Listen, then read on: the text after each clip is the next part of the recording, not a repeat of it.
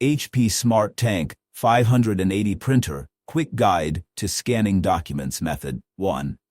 Scan using the HP Smart app, wireless or USB. Step 1. Open the HP Smart app on your computer or phone. Step 2. Place your document face down on the glass scanner. Step 3. Tap the scan tile in the app. Step 4. Adjust settings if needed, PDF, JPG, color, quality. Step 5. Tap scan. Review the result.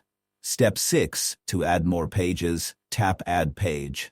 Tap Add Page. Step 7. Save or share the scan, e.g., save as PDF, email, cloud. Method 2. Scan directly from the printer control panel. Step 1. Place your document on the glass. Step 2. Press the scan or copy button on the printer. Step 3. Follow the on-screen prompts. Choose destination, format. Step 4. Collect your file on the connected device or USB drive.